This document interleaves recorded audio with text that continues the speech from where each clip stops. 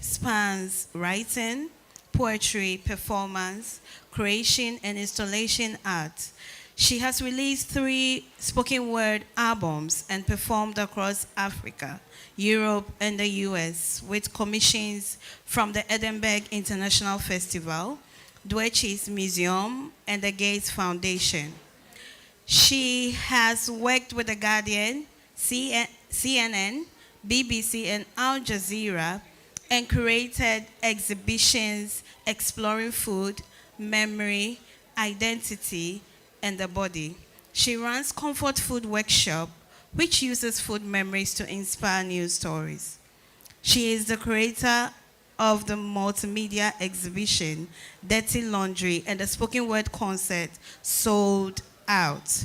She lectures and facilitates workshops and storytelling, writing, and creativity.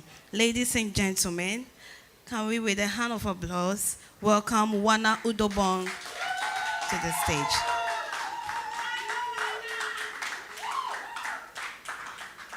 Please, let's do more. It's impressive.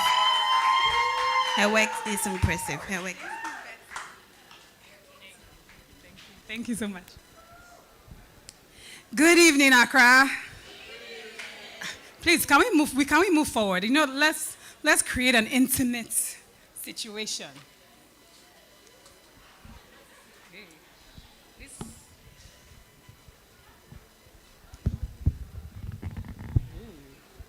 Sorry, I'm going to need some help with the mic stand.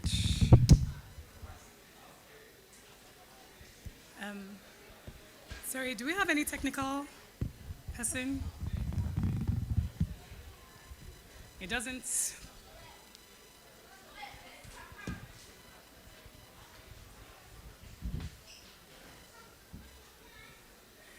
Do we have any technical person in the house? Please.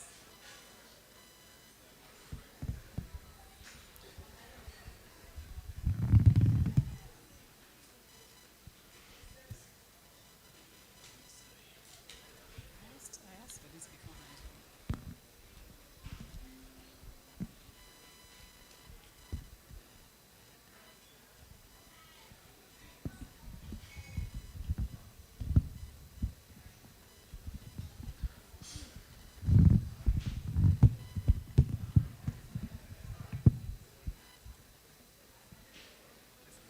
Thank you.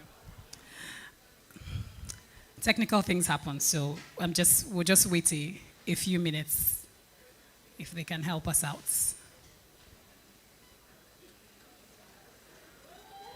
I appreciate you guys. Thank you, thank you, thank you.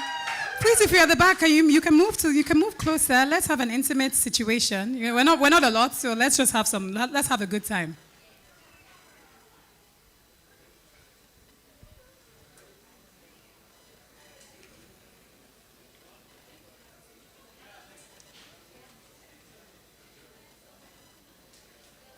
So I'm very honored to be sharing poems with you tonight. I'm very excited as well. Oh,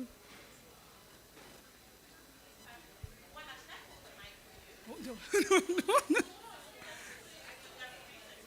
Sorry? Oh, no, don't worry. It's fine. Yeah. So either they change the microphone or they change the stand.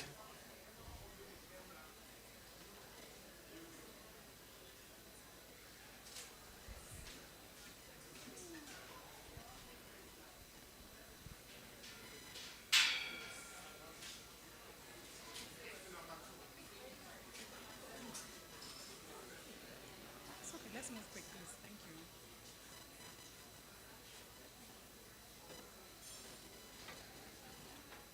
Just move it. Yes, thank you.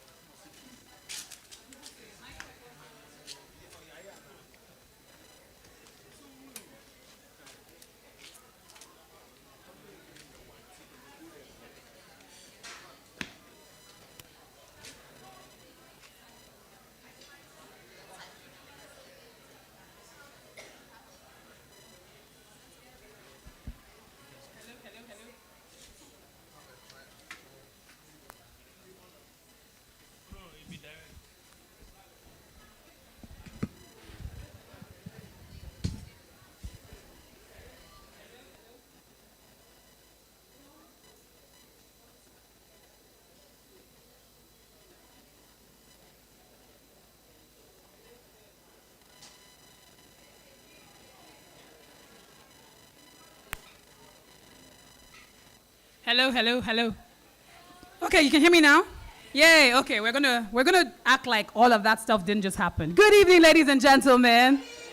You can come closer now. So people sitting at the back, please come closer, come closer. We don't bite here. Baby, come closer. Good evening. My name is Wana Udobang. I'm from Lagos, Nigeria. I'm very excited to be here tonight, sharing poems with you. This session is called Sold Out. And it's going to be, I just want you to open yourself, right, to submit to the situation at hand.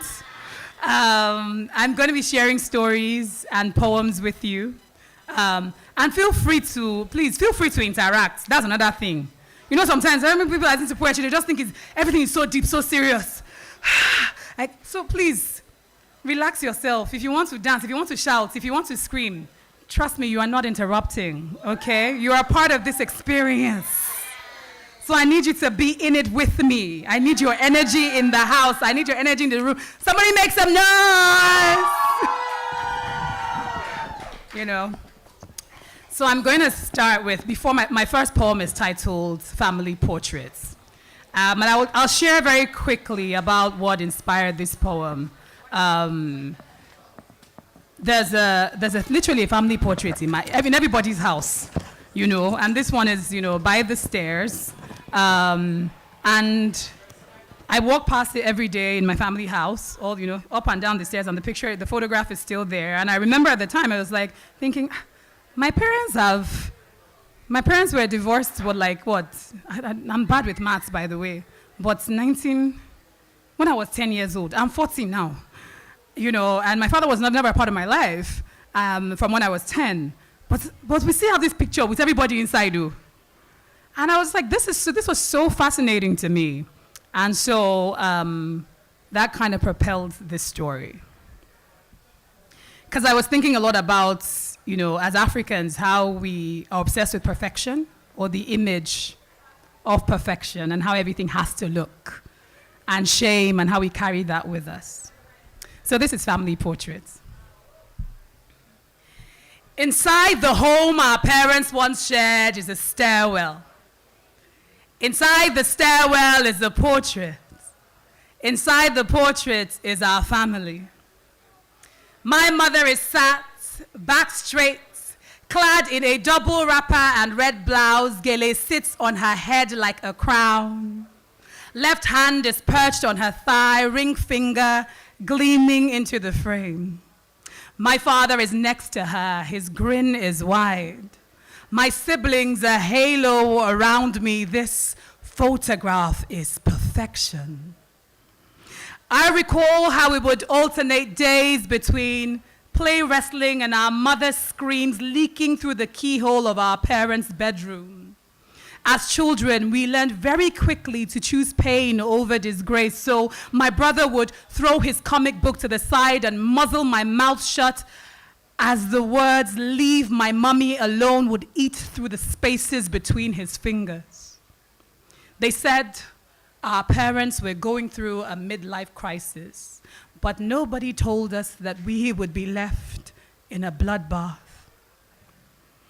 And 25 years later, inside the same home our parents once shared, this portrait still lines the stairwell where I once saw my mother rolling down like tumbleweed. The memory of our echoing living room betraying my 8-year-old voice still refuses to leave me. My brothers and I, we exchanged childhood stories like we were war veterans. And I knew what it was to be on the front line even before I wore my first training bra. The women in our family, they were masterful at swallowing pain and chose smiling photographs instead. I wish they had known that neither their piety nor a portrait could save a family. So at the dinner table, I asked my mother why she never took the portrait down. And she tells me in our language, "Ai boke song." so they don't say I was impregnated by the ground. So that is family portraits.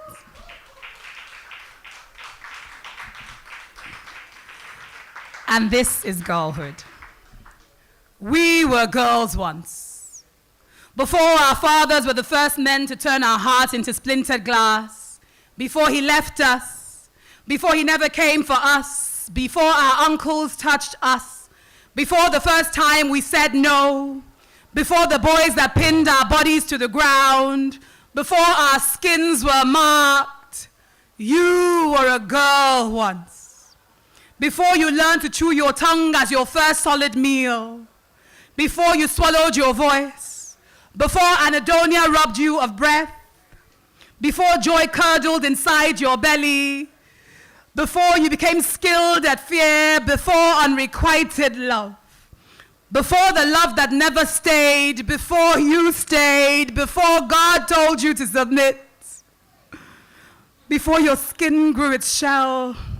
Before self-loathing, before everything was dead on arrival, before loneliness dragged itself across your chest to sit in your lungs, before the light went out in your eyes, before you mapped your way in the dark, before you learned to walk twice, I was a girl once.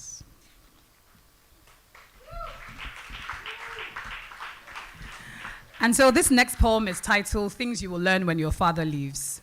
So my mom has always had this thing. When I couldn't at the time, I grew up in Nigeria, I moved to the UK, then I came back to Nigeria, and I couldn't drive. My mother has this weird obsession, at the time I thought it was a weird obsession. She has an obsession with women being able to drive. She cannot understand, it's the one thing she's heavily judgmental about. She cannot understand women who can't drive a car. And I remember she was just like, when are you going to learn to drive? I said, I don't have money to buy a car yet now. I will buy the car first and, or I will, at least the money for the car will be in progress before I start this driving lesson, And, she was just banging on and on about me driving. And there are many reasons for that, eventually. So the driving thing was a thing that was going on. Then I'm one of these people who I like learning stuff, right? I always think that my superpower is learning. Some people think that, you're very gifted at things. I say, I'm just very good at learning how to do things. And I thought at some point, I think I was thinking about it and I realized that learning was a way of surviving for me. I had to learn all these different skills to survive, to look after myself, to protect yourself, all of those sorts of things, So you live a life where there's a backup plan every time. So you have to learn this. If this happens, what do we do next? That sort of thing. So a lot of people see me outside and they're like, oh my God, you're so gifted. You're so talented. Oh, you like doing all this stuff. I say, it's a survival mechanism. It's not natural, And so these were the things I was thinking about when this poem came together. There are things you will learn when your father leaves. 1. First, you will place your feet against the asphalt. Place one leg on a pedal, stumble from side to side, brake too quickly, brake too slowly, somersault into a ditch, free-falling in between. Yours came without training wheels. There'll be scratches and scrapes, bruises and burns, but you will ride. There'll be nothing and no one to prepare you for the life ahead, but you will ride. 2, you will always remember your mother's anxiety before your first driver's license. There were days she drove far enough to take a break from your father's raging fists, only to return to meet them waiting. Your mother never fails to remind you that a car isn't just a metal box with wheels you plow through a road. She says driving is how women run from their death to keep their children alive. 3, no anchor, no boat, no life jacket. You will go head in first and never stop moving. The water will feast on your fear, but till you get to the other side, you never stop moving. 4, they will tell you that the women in your family did not know how to hold on to their men because they always slid from between their thighs. You will smother yours with love, but the spaces between your legs will be too slippery to keep them, and they will leave anyways. They will leave anyways, but you never stop moving. Thank you.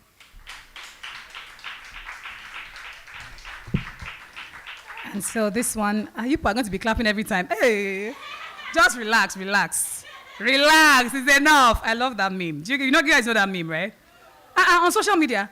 Relax, it's enough. Relax. You need to find it on Instagram. So this is called Dear Father. Dear Father, you are an uncomfortable conversation. Each memory, running tears scalding my face, my heart is an open wound. Dear Father, you are a tedious sentence. Each word convoluted, like stitches looped across my chest, my heart is an open wound. Dear Father, with every misstep, I feel the ground limp beneath my feet. Every day is the balancing act of forgetting and letting go, of which I fail recklessly. Dear Father, I'm finding my way back to anger because anger is a name I can pronounce. Dear Father, I have one question, yet I fear I know the answer. Dear Father, why did you stop holding my hand? Mother calls me Shylock. She says, I took after you. I'm searching between frown lines and crow's feet. I cannot find you there. I don't recall the flavor of your voice. I'm forgetting the fragrance of your memories. I'm learning to mourn the living. I am learning to mourn the living. Thank you. Hey. So the next poem is called Thick Skin. And many years ago, Nana, we actually were in the same writing workshop, just different years. So it's in that workshop that they told me this thing. So I was at this writing workshop, and one of the facilitators was like, when they give you feedback on your stories and stuff like that, and she was like, you shouldn't pile on trauma on your protagonist because it's going to be implausible. So that was what. I love that you're laughing. Why are you laughing? Tell me, why are you laughing? Why are you laughing? Listen, Chale, truth and fiction, people don't even understand. Now, fiction is a tamer version of reality a lot of the time. So that was what they had told me at that time. And so it was very interesting. I thought it was just very interesting comment and feedback. And I was like, oh, okay.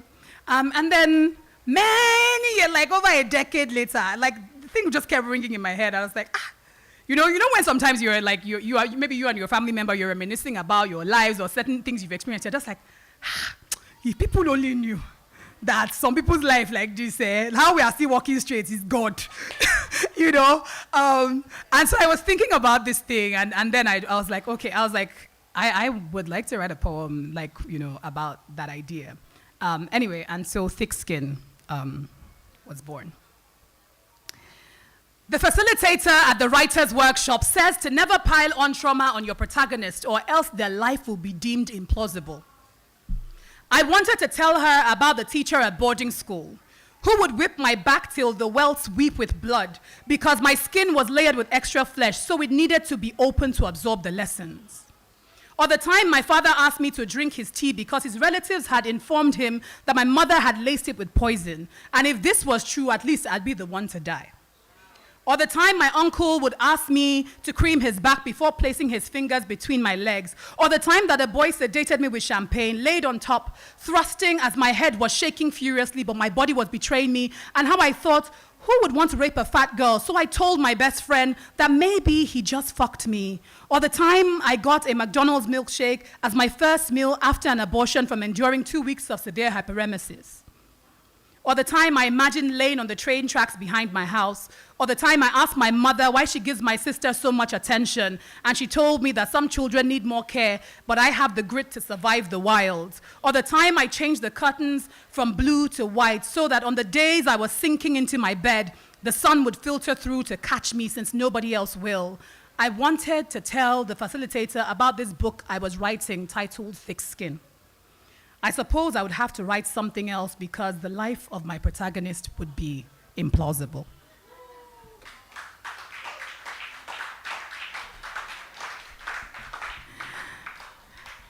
So, women in the house, I know you always have complex relationships with your mothers, right? Oh yeah, raise your hand, it's okay. You always have, there's always this tension, mother-daughter relationships and those kinds of things. But I always feel like, we don't think our parents are human beings, and that's always kind of where the problem starts, right? We see them as parents, as functional creatures who are supposed to do all these things for us. But we never kind of sometimes take our time to think back that they were they were little girls. Some of them married very early, at like 18, 19.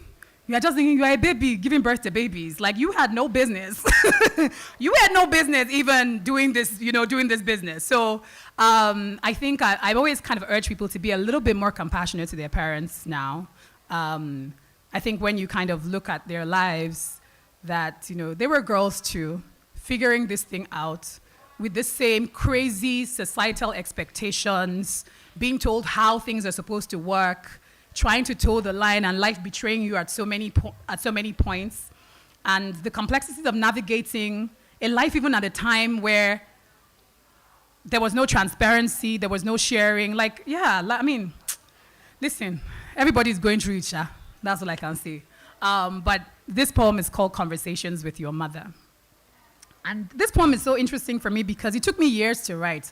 I wrote it like I was writing. When you write a poem, you keep going back to edit and going back to edit, because at first you write and you're angry, then you go back and edit, you go back again when there's things that are settling within you. It's like as you're experiencing your own complexities of growing older as a woman, there are things that are changing, ideas that are changing, and you go back again and so the work is changing as you're growing. As you're gaining more empathy and more understanding. So this is Conversations with Your Mother. Your mother says that you are spilling with guts. She kisses her teeth every time you sit, says you spread and sink into the living room couch, says your back has no arc and your bum has no bounce.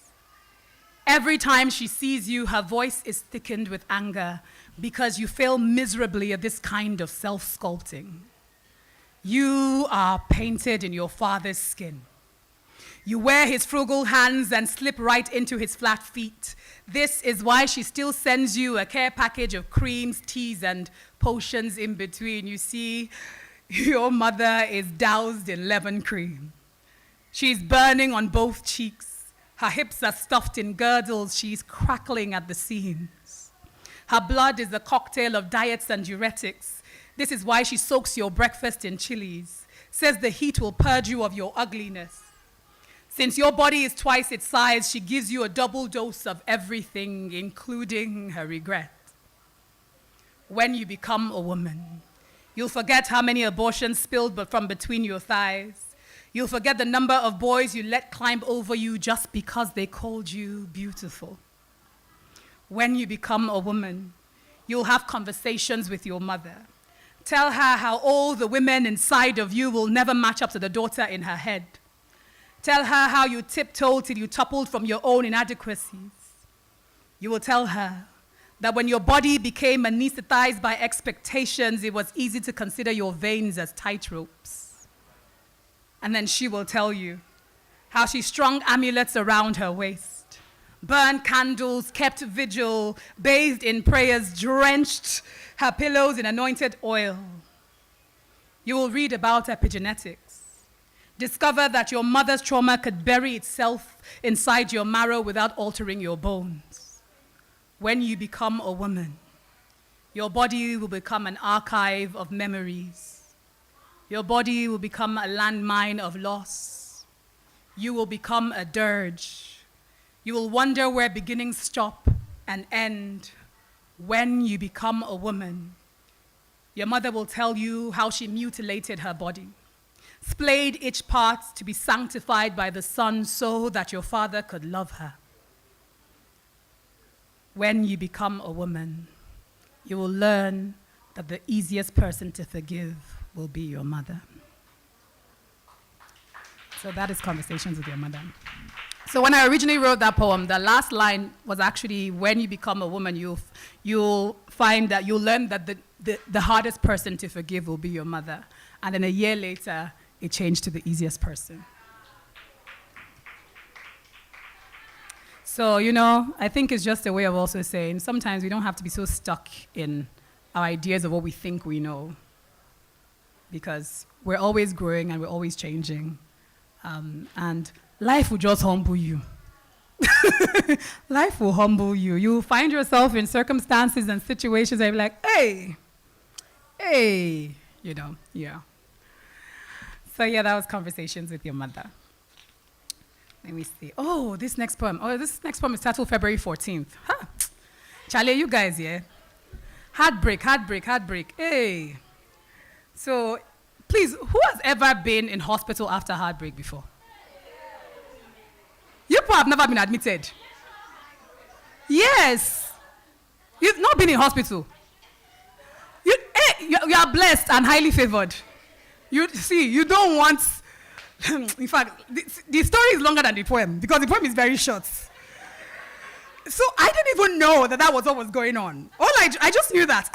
So I'd been heartbroken, I'd been in this relationship for like 5 years of my life. It's a very long time ago though, so please, we have moved on. But it's very, I was in this way for 5 years, and then the person, he now said, eventually was like, I was like, what's going on? Well, we know how we do, what are we doing? What are we going with this? And he was like, yeah, he just thinks that, my life is, in fact, the line, I cannot forget the line, because it's email that this man used. Email. I swear to God, email. So he said, he was like, he was a little bit older. So he was like, I think that your life my life is winding down, your life is winding up, you should be with somebody. I said, so 5 years? No, that should be someone who's closer to my age. It's now that you know this. Anyway, so that was basically how he broke up via email. And of course, by the way, you guys know that I know when you break up, the first breakup is not always the real one. You people are still talking. You're still like, maybe not, something can happen. You're still in conversation every now and again. Hey, what's up? How are you? How are you doing? That's how some months later, my guy has a girlfriend. Before you know, he's telling me that you need to talk to me. I say he's getting married. I said, hey. And then I'm that person where I have delayed reaction to things. So it takes, it's just it's like maybe 2 months later, I'll be like, what happened here? Wait a second, So it was like, he's getting married? Wow. I'm like, am I supposed to be happy for you? I don't really understand. Then that's how one day, I was working, I was filming something. Before I just knew, it was like malaria, It was like malaria. I was in my friend's office. So after each shoot, I'll go and nap.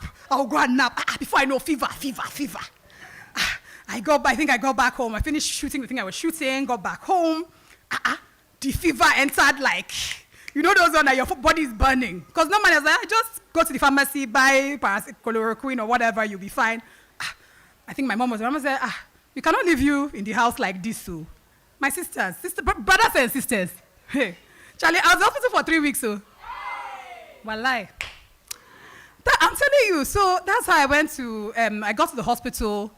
The doctor is like, no, you can't go anywhere. And the doctor was actually my friend's dad. So It was even like, this wasn't a doctor trying to just chop money, you know. So I'm there in the clinic. I did all kinds of tests. They could not find anything. There was no malaria, no typhoid. I went to do an endoscopy, nothing. But I was vomiting for like 2 weeks straight. I couldn't eat, just IV. In fact, they'll call your veins will tissue. They would change the IV. This high was just there. Do you know that? I think it was like almost 3 weeks later, my friend's dad, the doctor, after Oga has tested all tests under the sun, to ulcer, they cannot find anything. He just said, "So, my dear, have you been heartbroken recently?" I said, but it's been a while now. It's been a while. He was like, "Okay, that's the end." That was the end of that conversation. He didn't say anything else. He just kept giving me medication. Anyway, at least I have to leave the hospital eventually. The poor, thankfully, he just, he only charged me he didn't charge me for like my stay in the hospital. He just charged me for all my tests and the medication. I still kept that receipt because that money was a lot. That money was a lot of money. Anyway, so that was how a heartbreak landed me in hospital. And I said, in my lifetime, nobody will land me in hospital. So please, don't let heartbreak land you in hospital. It's very expensive. It's expensive emotionally and financially. But anyway, so this is February 14th. And the story has not too much to do with the poem, but I just thought it was important to give you some context. So this is February 14th. I'm laying in a hospital bed with a fever brought on by the complications of a broken heart. The man I have loved for half a decade has left me for further pastures, and now my vomit has turned a paler shade of green. My veins are tired. They bleed into the cannula. The nurse tells me I have a visitor. They ask what I would like to eat. I tell them I can't keep anything down. They say the good thing is, at the end of this ordeal, you will lose some weight. In that moment, I learned that the thing that matters the most is not my breaking hearts, not the bile burning my insides, not the estuary of blood and saline, but in the end, through all means necessary, I will lose weight. Yeah, that is February 14th.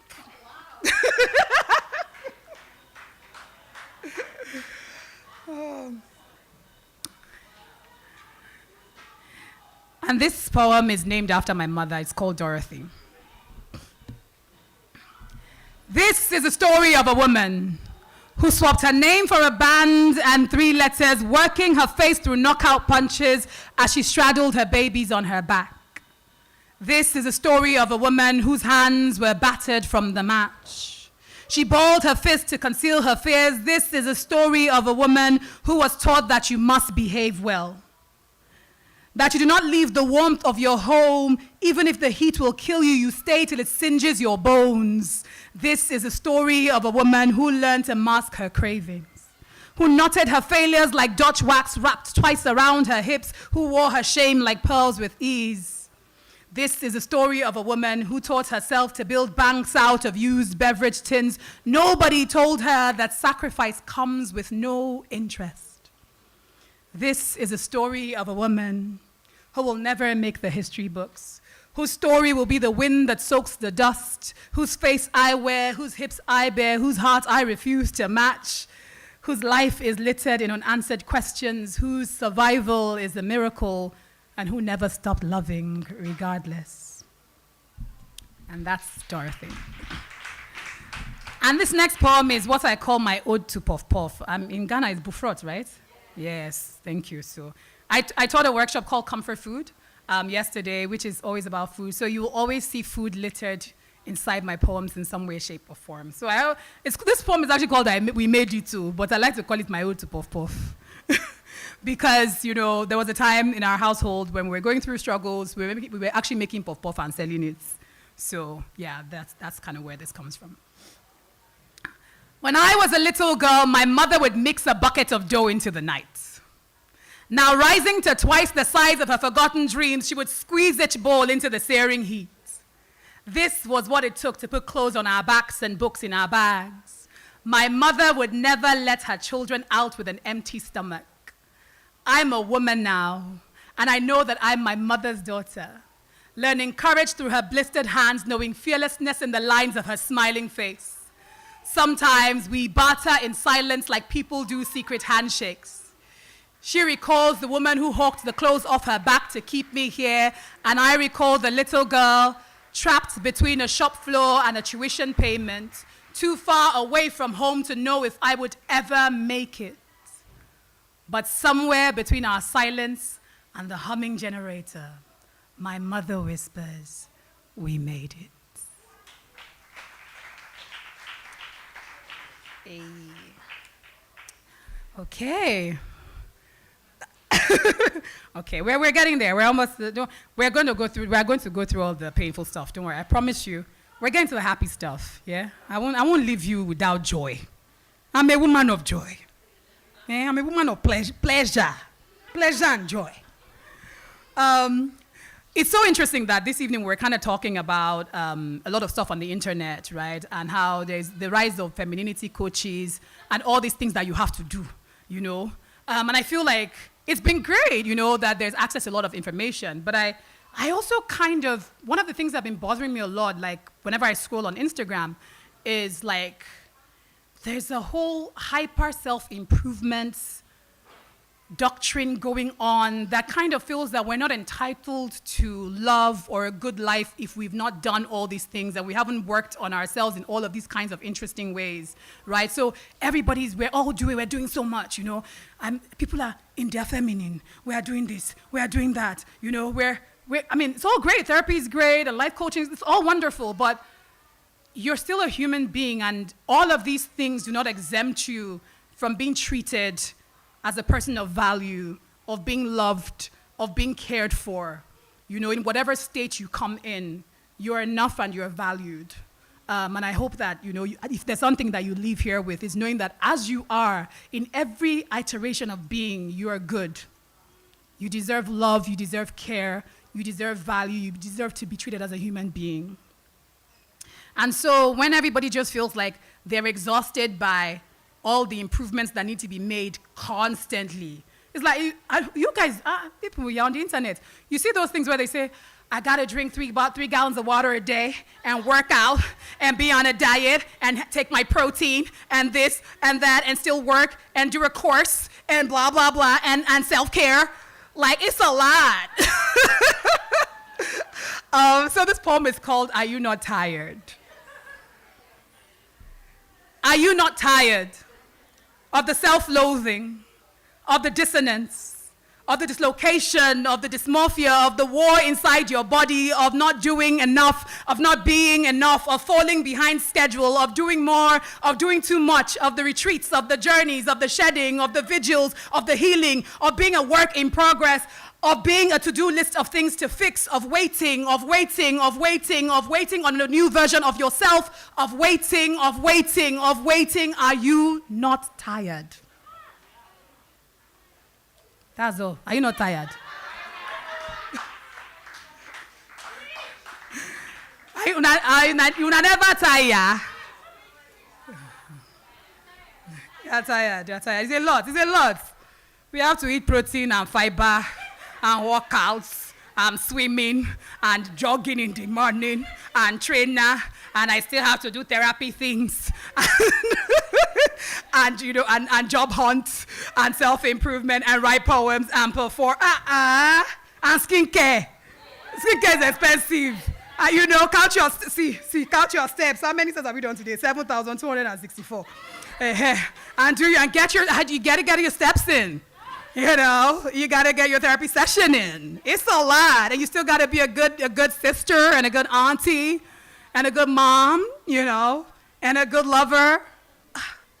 We are still gonna die at the end, guys. It's too much. But yeah, I say this to say, look, you know, there's nothing wrong with working on yourself, but you're good. Yeah, you're good. You're loved and you're lovable. So yeah, you're welcome. And so I'd like to let you know that I am proud of you. Are you proud of yourself? Come, guys, make some noise. Please, in fact, I need you to repeat after me. I'm proud of you. Say, in fact, you know how to do it.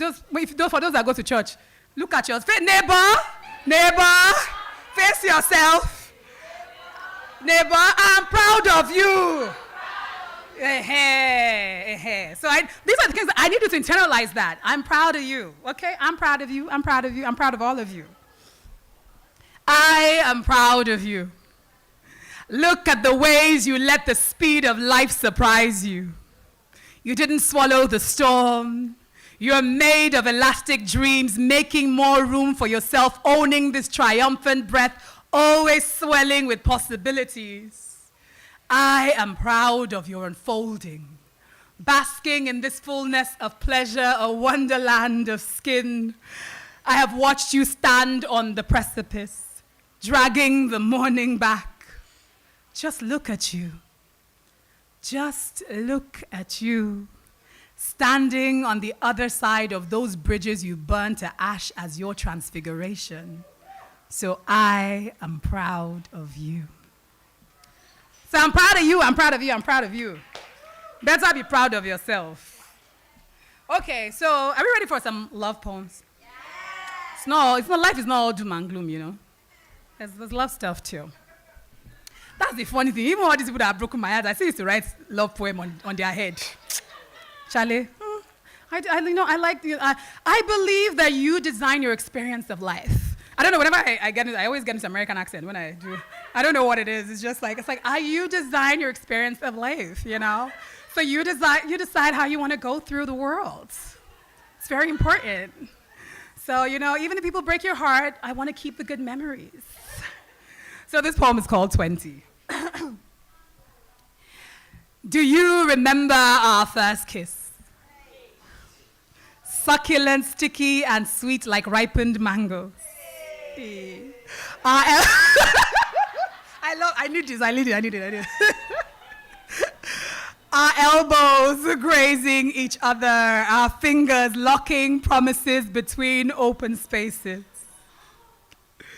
My stomach was twirling with tiny monsters spreading their wings inside. Our love was terrifying. I prayed for this, us. I remember you holding my chest in your palms. You squeezed so tight, afraid I would slip. I was too weightless to feel my feet. You embraced me with your wicked warmth, clenched my secrets between your teeth, poured your eyes on me like the moon, breathing blessings in my ear. That night, when we sipped on our friendship, staining the inside of our cheeks, till the flavor settled on our tongues, my mouth was overflowing till I spilled our love on the tablecloth. I wanted to bottle it up like little girls do fireflies in mason jars, knowing you would always, always scare away the dark. You spread your lips in a smile the shape of an anchor. I knew I was home. So I'm praying again that 20 years from now, even when we have woken up to our backs facing each other, negotiated peace treaties in our bed, we will write our love story across wrinkled faces. I will run my fingers through the grove of your brow like picture-perfect memories. When we have a daughter, she will purse her lips like yours in her sleep, furrow her nose like mine when her thoughts are locked in deep. She will not inherit my wars, not atone for your sins. I am clasping my hands, praying again that 20 years from now, our love will ripen like our first kiss, succulent, sticky, and sweet. Mamle and I share a love for mangoes. And yesterday during our workshop, we talked about how mangoes and ecstasy is just 5 and 6, you know? Mangoes and ecstasy, mangoes and it's just to say, it's beautiful. So this next poem is titled Lights On. And this was one of those where I was supposed to be writing a breakup poem. But then I was like, you know what? Can we not manifest what we want for ourselves? You know? Let's turn it around. Again, design your experience. You know? Instead of me to be crying and be angry and upset, I'm like, you know what? I'm going to reimagine love for myself. And this is what came out of it. So this is titled Lights On. Drink a little bit of water.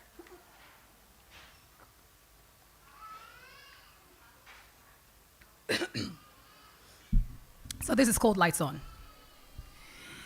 He touches you with the lights on, grazes his hand over the ridges on your thigh, pats them till they ripple like pebbles thrown on a riverbed. Wants to see every part of you when you aren't hiding. Watch you unzip your strength, unabashed, become louder, less demure, less decorous, legs unhinged, arms flailing, flying, how you spread joy in the ways you laugh, you gasp in worship.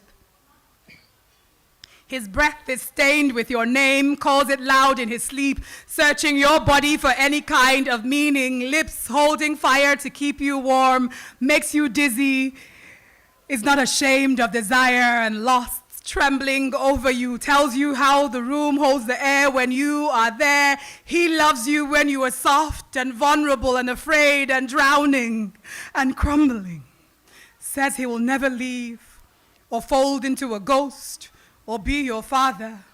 He loves you even on the days you are doused in anger and bitterness and confusion. He's searching for a name for this thing you are, this alchemy you both created. There are sparks everywhere, and this love is electrifying. Some days, you type messages on your phone and delete, and retype, and delete, and delete. Your voice is lathered in apologies. You say, sorry to bother you. Let me know if you need me to leave. Let me know if you want to leave. Let me know if you need your space. You hate surprises. You love him, but the fear weighs so heavy against your teeth, pushing back your tongue. So you say, I miss you instead. He makes everything come alive, wants to be tender with you, a baby reborn, slather you in happiness, tickles you with laughter on his fingertips. He loves you with the lights on, claims you with a smile in a full room, catches your steps with his eyes, says you are easy to love even when you are hard. Stop running now. He steadies your heart, clutches onto this body you have failed at taming, that's always searching for a new apartment. He says he will never leave or fold into a ghost or be your father. He loves you with the lights on.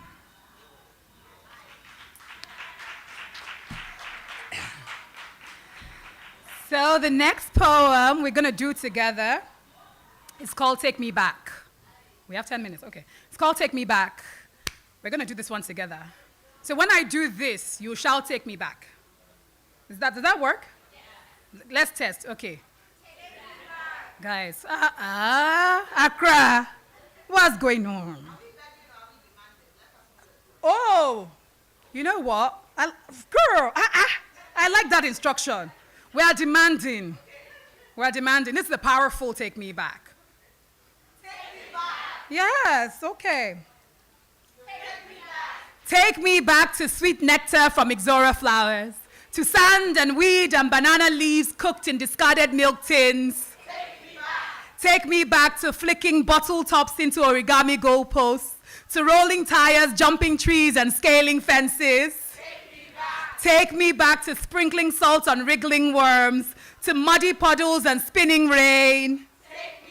Take me back to police and thieves, Suwe and Tenten, to patting our hands in choreography till they turn sore. Take me back to Wall's ice cream and Mr. Biggs after Sunday Mass, to playing in Mummy's red lipstick and shaving an eyebrow by mistake.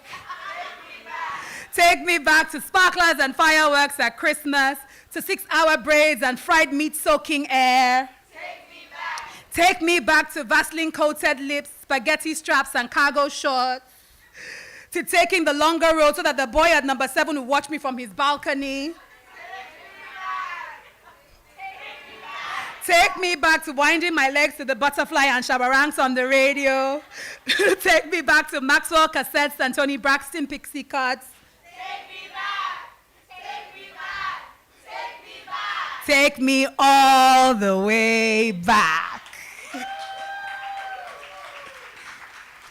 Ooh, okay. Do you guys have points and kill in Ghana? Catfish. Do you call in Nigeria we call it points and kill. Do you guys call it? Is it okay? Does anybody not know what point and kill is here? You know, okay. No need to explain. So this is called catfish. She clutched me in her clay arms, frail and thin, bruised from the warring earth. She suckled me from her fallen breast, beating of life, she laid me on her chest. Hearts thumping like a steady drum beat, she said, you will not be catfish. Point and kill. They will not choose you like they chose me. You came with an entrance. Umbilical cord wound so tight around your neck, pressing your throat, I feared you would break. The silence was deafening, the longest I'd ever heard.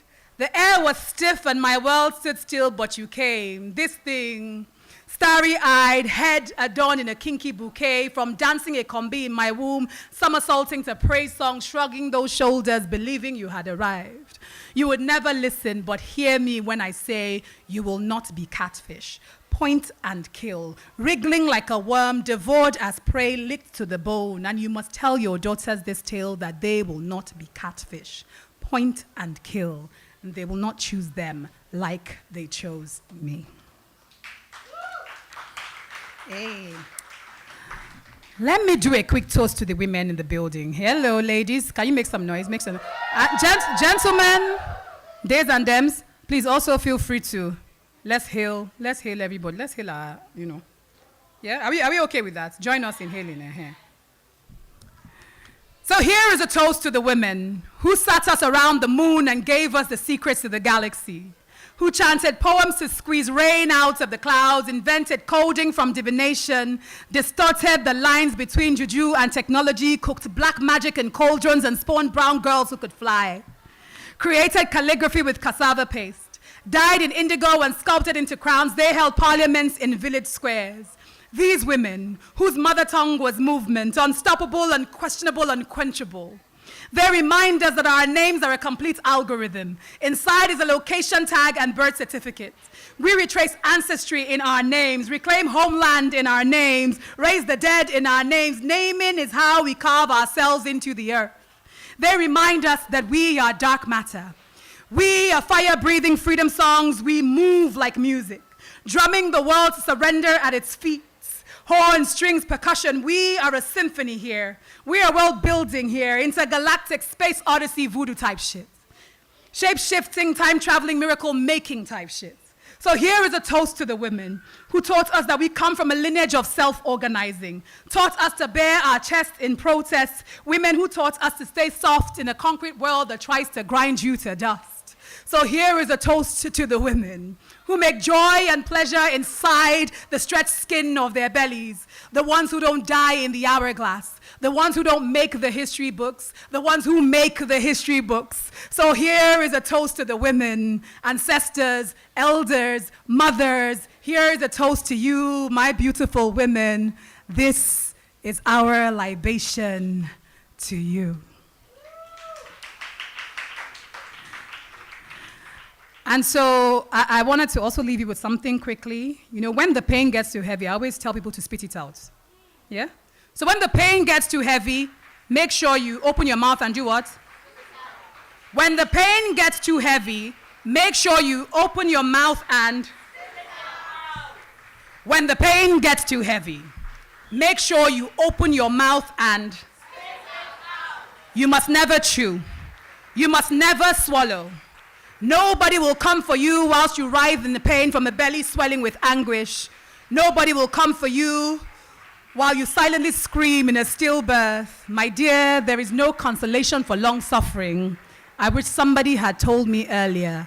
So remember that when the pain gets too heavy, make sure you open your mouth. Thank you. And so I like to leave recipes. And this will be, since I've run out of time already, I'm going to leave this poem as a recipe, because part of what we did yesterday was writing a recipe, right? And so this recipe is called The Banquet. Never discard the bones. Boil them till the marrow slips and melts on your tongue. Nothing about you is useless. Soften your heart. You need to be tender enough to soak up the flavors, temper enough to mop up the juice. You mustn't be hard to swallow. Revel in your beauty. There is something about texture and tone that make for a gastronomic feast. You are stunning. Adorn your flesh like silk. Let it drape you, cascade over your shoulders, mold itself between your breasts, sliding down your thighs, hugging your calves, gently covering your feet, dripping on your toes. Hold your head up high and waltz like you are the belle at the ball. You are a feast for every eye. Take your time. You need to marinate, mold, and mature. A stew from your mother's clay pot was never made in a day. You needn't be rushed. Renew your spirits. Prayers are the tender embers that simmer to perfection. Blow lightly. You need not scream it. Here's your heart speak. Now take the first bite. Please yourself. Love yourself. Feed yourself. Forgive. Regrets will ruin the broth. Let go. Bitterness shares no room with exquisite flavors, but keep the leftovers. They make for worthwhile memories. And besides, there is always, always a lesson to learn. Thank you. Thank you so much. Thank you, thank you, thank you. It's been an honor. Thank you. Pejia, thank you so much for the invitation. It was an honor to share poems with you. It's an honor to share space with you. Thank you.